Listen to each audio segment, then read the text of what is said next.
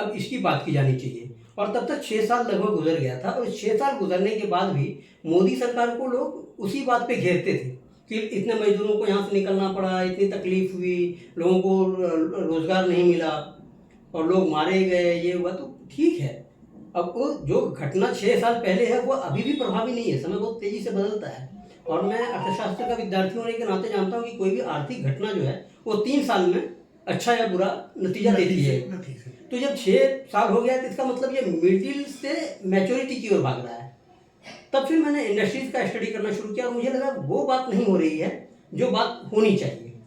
गलती हुई, अब उस गलती को पकड़ के नहीं जाया जा सकता, वो गलती अब सही साबित हो रही है।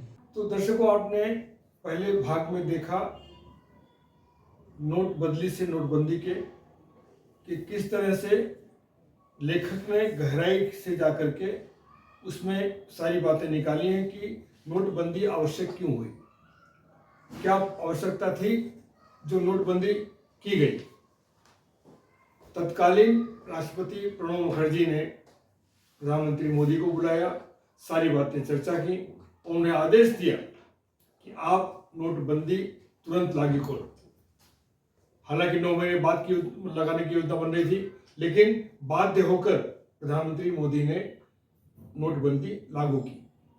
आइए जानते हैं उसका अगला चर्चा का भाग और क्या क्या बातें हो रही हैं, क्या लेखक ने बात की और क्या साझा किया हमारे वरिष्ठ संपादक, वरिष्ठ पत्रकार ओम प्रकाश जी। एक बात बताएं जी पूर्व का जो कल्चर है उसमें संचय की एक प्रवृत्ति है जी। क्या संचय को आप काला धन मानते हैं? जैसे आपकी पत्नी ने कुछ संचित कर लिया या जीजा जी ने कुछ संचित कर लिया या बुजुर्ग पिता माता ने कुछ संचित कर लिया, क्या मोदी की परिभाषा में ये ब्लैक मनी था? नहीं, मोदी की परिभाषा ही नहीं है ये जी। ब्लैक मनी की सीधी सी परिभाषा है, जिसपे आप टैक्स नहीं देते हैं वो ब्लैक मनी है।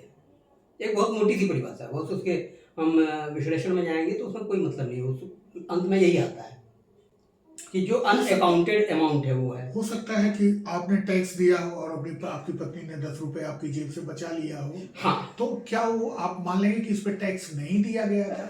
नहीं, ऐसा नहीं है, वो जरूर टैक्स दिया हुआ पैसा होगा। वो इतना बड़ा अमाउंट भी नहीं है जिससे कि कोई ये होता। मैं सिर्फ जो आपने जैसे बचत की बात की, बड़ी विनम्रता से और बड़ी दृढ़ता से इस बात को कहूँगा कि अगर वह आदत हमारी नहीं होती, वे हमारे संस्कार नहीं होते, तो जिस तरीके से इसको लागू किया गया था देश बिखर सकता था। इतना बड़ा रिस्क एक भारत सरकार ने लिया जी रातों रात आप अनाउंस कर रहे हैं कि आज से ये नोट नहीं चलेगी। जी। ऐसा लगा कि जैसे आप नोटबंदियों जो गलत कारोबार करने वाले हैं उन पे प्रहार नहीं कर रहे हैं, आप पूरे देश को एक मुक्का मार रहे हैं। और इसकी कोई वजह नहीं थी, इसके दूसरे तरीके क्या नहीं हो सकते थे? नहीं, दूसरे तरीके थे। अब जैसे नोटबंदी की बात करें, नोटबंदी पे चर्चा और उसकी योजना जो है मोदी जी की तब से चल रही थी जब वो मुख्यमंत्री थे गुजरात के। पुणे की एक संस्था से मैं नाम उनका भूल रहा हूँ, मैंने उसका उल्लेख किया है। तो उन लोगों के वो संपर्क में थे, भंडारकर इंस्टीट्यूट के संपर्क में थे, तब से थे वो करेंसी को समझ रहे थे, मैंने इकोनॉमी क्या होती है, करेंसी क्या होती है, ये सारी चीज़ों को समझ रहे थे जी। और तब से उनकी योजना थी मैं जब आऊँगा तो काले धन पे प्रहार करूँगा। उस प्रहार के ये में था कि भाई 2015 में हम ये कर सकते हैं या 16 में कर सकते हैं, तैयारी उनकी उस चल रही थी। सितंबर की योजना बनी थी, कैबिनेट में चर्चा हुई थी, अपने जेटली जी को उन्होंने पूरी प्लानिंग के लिए कहा था, सब कुछ कहा था, लेकिन वह बात जो आई कि इस पैसे की वजह से, तो वहाँ से बिल्कुल वो हिल गया सब कुछ। अब आपने कई क्षेत्रों का बहुत विशेष अध्ययन किया है और आपने इन नतीजों को बताया है कि एक चीज़ के लिए तो मैं आपकी तारीफ करूँगा कि आपने विरोधी विचारों को भी पूरी ईमानदारी के साथ इस किताब में उनका समावेश किया है, चाहे वह मनमोहन सिंह के विचार हों या कांग्रेस के किसी नेता को हों या विपक्ष के नेताओं को। ये आपकी जो इंटेलेक्चुअल ऑनेस्टी है, मैं इसकी कद्र करता हूँ। अब कई क्षेत्रों पर आपने बहुत विस्तार से लिखा है कि क्या प्रभाव हुआ है, जैसे आतिथ्य क्षेत्र को लेकर के।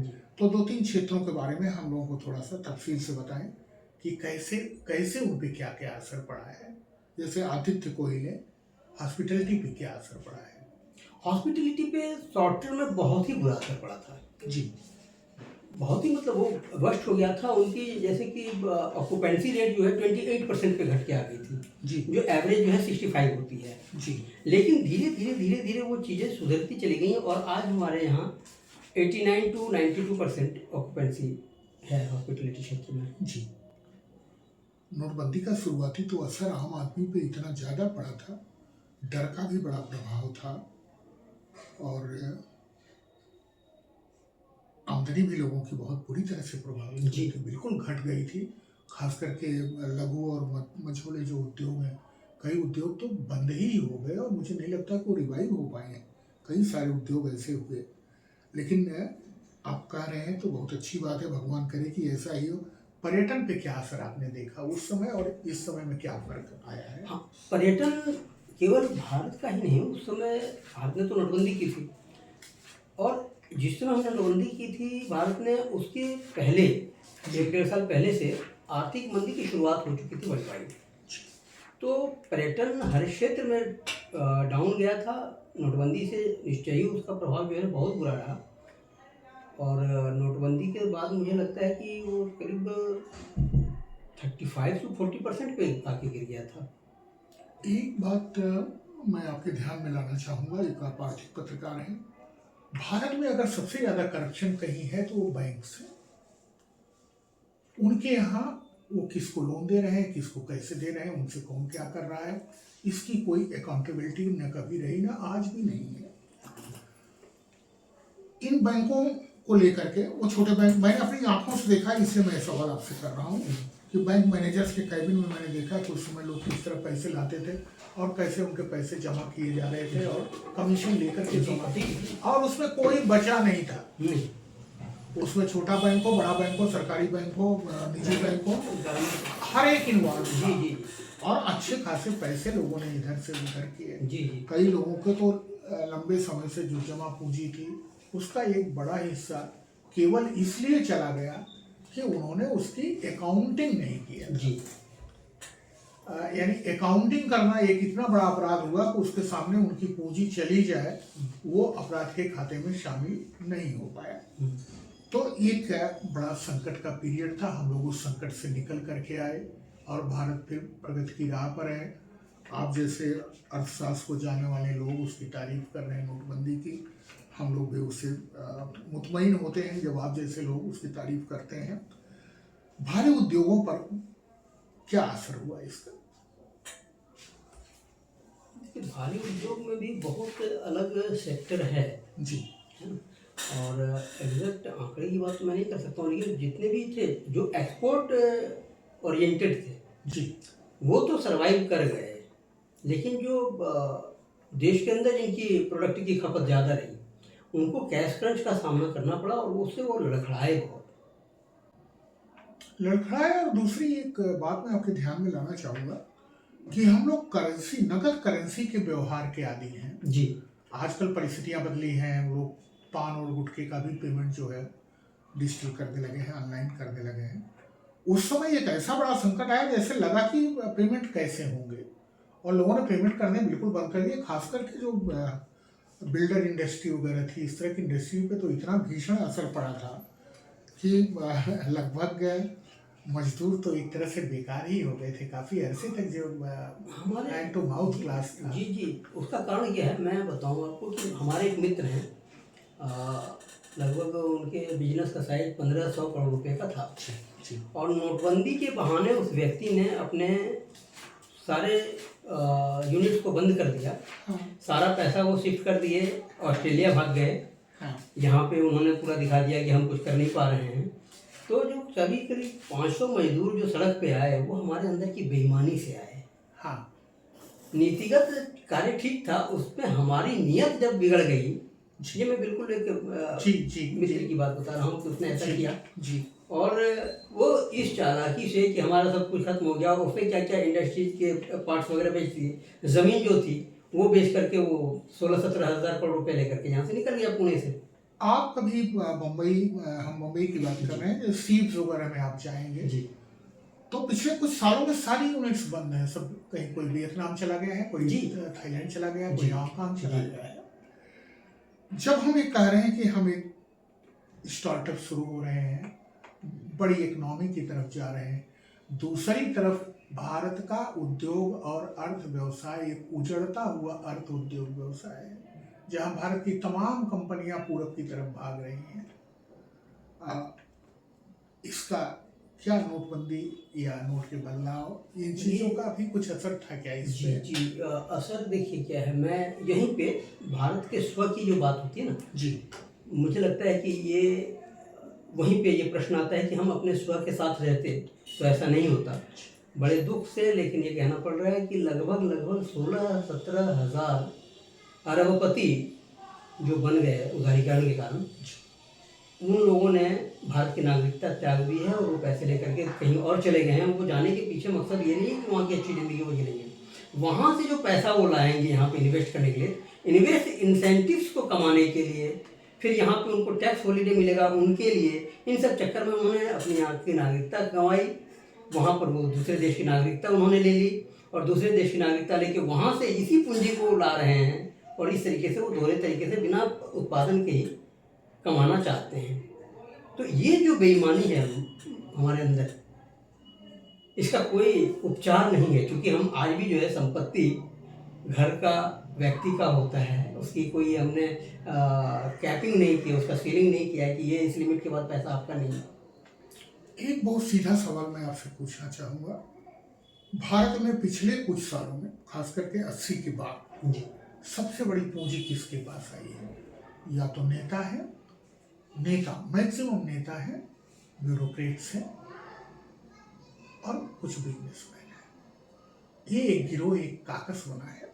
इस पर हमला कब होगा? क्या नोटबंदी इस पर हमला कर सकती थी या उसके इरादे के में था? क्योंकि सबसे बड़ा करप्शन जिससे लोग परेशान हैं, जिन लोगों के पास, मेरे साथ जिन लोगों ने काम किया, जो लोग बहुत साधारण मेरे जैसे लोग थे और होने चाहिए थे आज भी इसी परिस्थिति में, आज उसमें से हजारों लोग की संख्या मैं बता रहा हूँ जो हजारों करोड़ के असामी हैं।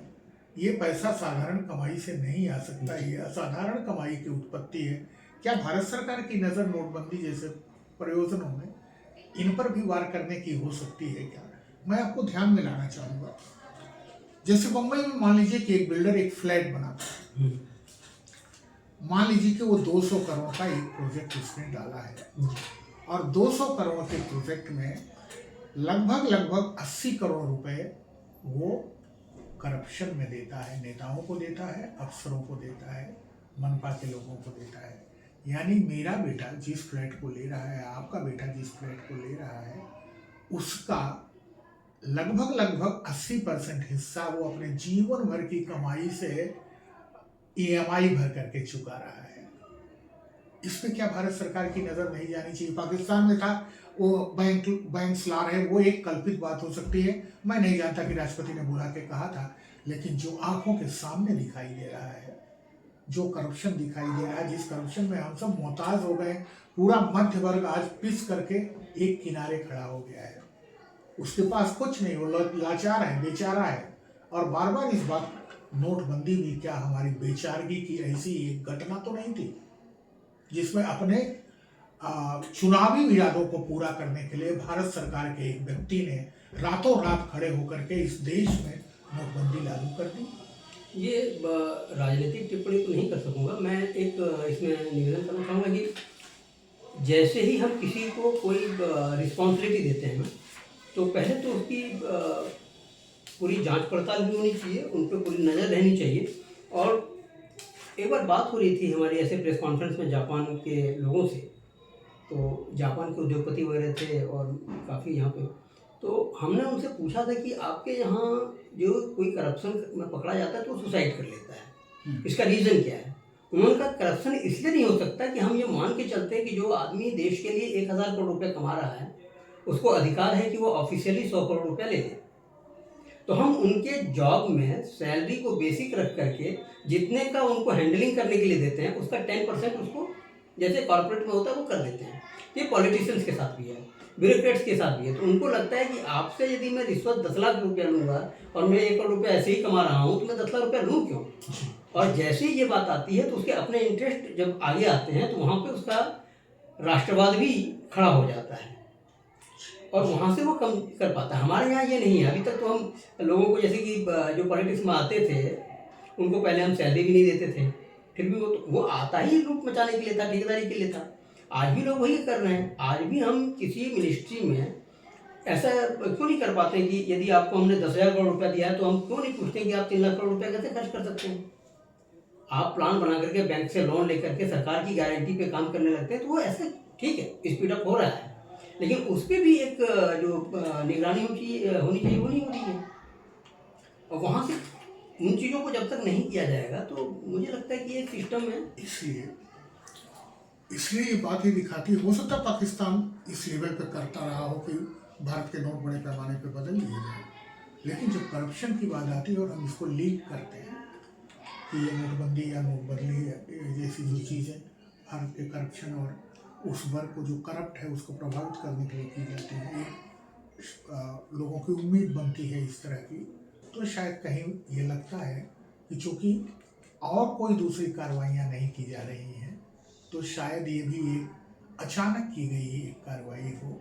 इसलिए आज भी आप देखेंगे तो देश में अनेक लोगों को ये शंका आज भी बनी हुई है कि बसपा और सपा के पैसे को मैनेज करने के लिए, मैं इसका दूसरा बहुत छोटा सा सवाल है, क्या बसपा और सपा के पैसे को अगर अवैध कमाई की गई थी और अवैध कमाई रखी गई थी तो क्या उसको मैनेज करने का कोई और तरीका नहीं हो सकता था क्या? या पाकिस्तान की सरकार को रोकने का, अगर वो भारत में इतनी बड़ी संख्या में नोट ला रहे थे चारों तरफ से, तो क्या हमारा सिस्टम, हमारी सारी प्रणालियाँ पाकिस्तान के सामने, यानी मैं कभी कभी चकित रहता हूँ कि दाऊद इब्राहिम, हम उसकी ऐसी चर्चा करते हैं लगता है वो भारत सरकार से बड़ी कोई एंटिटी हो जो भारत सरकार को किसी भी क्षण ब्लैकमेल कर सकती हो। मैंने खुद अपने अनुभव से देखा है कि आईएसआई के नेटवर्क इतने प्रबल रहे हैं कि भारत के एक प्रधानमंत्री को मैंने बात करते सुना है कि पाकिस्तान अगर मदद न करे तो ये हमारे एयरपोर्ट किसी भी समय नष्ट कर दिए जा सकते हैं सारे के सारे।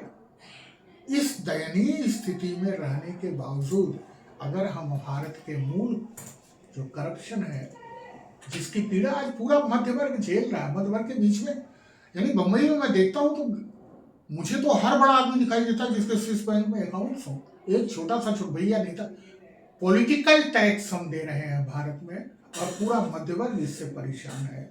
इसका समाधान एक आर्थिक पत्रकार के तौर पे बताइए कि आपकी ये बड़ी किताब जो बहुत चर्चित होने वाली है, ईश्वर करे कि बहुत चर्चित हो, बहुत अच्छे से लिखी गई है, बहुत मेहनत से आपने लिखी है, इसका कोई रास्ता, इसका कोई समाधान, इसको आगे ले जाने की कोई योजना आपकी अगली किताब में होगी क्या?